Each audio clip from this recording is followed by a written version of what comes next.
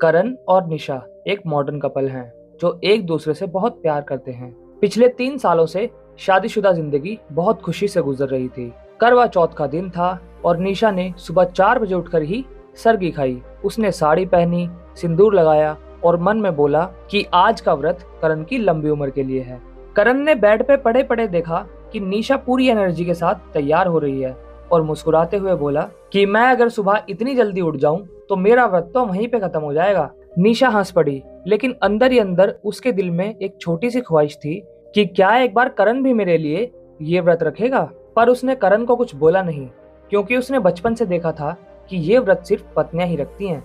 करण office जाने की तैयारी कर रहा था, लेकिन उसके मन में कुछ और ही चल रहा था। पिछले कुछ दिनों से उसने निशा को देखकर ये एहसास किया था कि हर फेस्टिवल को निभाना सिर्फ निशा का ही फर्ज बन गया है। करवा चौथ के दिन भी वही रूटीन। निशा भूख प्यास से पूरे दिन व्रत रखेगी और रात तक बस उसके लिए इंतजार करेगी। इस बात को देखते हुए करण ने एक फैसला किया कि इस बार मैं भी निशा के साथ व्रत रखूंगा। ऑफिस जाते जाते उसने कैजुअली बोला, निशा मैं भी तुम्हारे साथ आज फास्टिंग कर रहा हूँ। निशा ने बहुत हैरानी से देखा कि जैसे उसे उसके कानों पे विश्वास ही नहीं हुआ। क्या तुम सच में आज फास्टिंग करोगे? मजाक तो नहीं कर रहे ना? करण ने उसकी आंखों में देखा और मुस्कुराते हुए बोला, प्यार सिर्फ कहने से नहीं करने से होता है। अगर तुम मेरी लंबी उम्र के लिए भूखी प्यासी रह सकती हो तो तुम्हारे साथ मैं क्यों नहीं।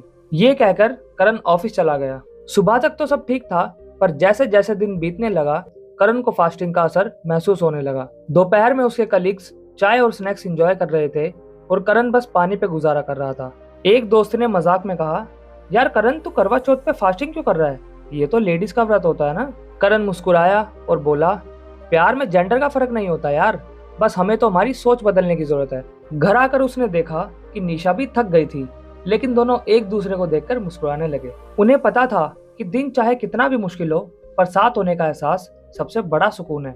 अब रात हो चुकी थी और दोनों टेरेस पे खड़े थे। चांद अभी तक नजर नहीं आया था और भूख के मारे दोनों की हालत खराब थी। निशा ने प्यार से कहा, करण तुम्हें सच में ये व्रत नहीं रखना चाहिए था।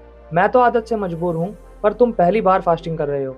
करण ने उसका हाथ पकड़कर कहा, निशा मेरे लिए ये कोई व्रत नहीं है, बल्कि तुम्हारे हर दिन के एफर्ट को समझने की एक कोशिश है। ये सुनकर निशा की आंखों में आंसू आ गए, क्योंकि पहली बार किसी ने उसका दर्द बिना कहे समझा था। इतनी देर में ही चांद निकल गया। निशा ने पूजा की थाली उठाई और दोनों ने एक दूसरे को देखते हुए व्रत खोला। करण ने पानी की पहली घूंट पीने से पहले एक बात बोली, मैंने इस साल सिर्फ तुम्हारे लिए नहीं बल्कि हम दोनों के प्यार के लिए व्रत रखा है। ये बात सुन के निशा ने अपने मन में एक एहसास किया कि प्यार का मतलब सिर्फ एक दूसरे से उम्मीदें रखना नहीं, बल्कि उन्हें समझना और निभाना है। ये पहली बार था जब निशा ने किसी फेस्टिवल पे बराबरी का एहसास किया था। करण ने भी इस एक्सपीरियंस से ये सीखा कि रिश्ते सिर्फ एक पार्टनर के एफर्ट से नहीं, बल्कि दोनों के प्यार और सेक्रीफाइस से बनते हैं। दोस्तों, इस कहानी से हमें ये सीखने को मिलता है कि प्यार तभी बढ़ता है जब दोनों एक दूसरे के लिए एफर्ट करते हैं। फेस्टिवल हो या रिश्ता, दोनों को साथ मिलकर निभाना चाहिए, क्योंकि फर्ज केवल एक पार्टनर का नहीं बल्कि दोनों का होता है।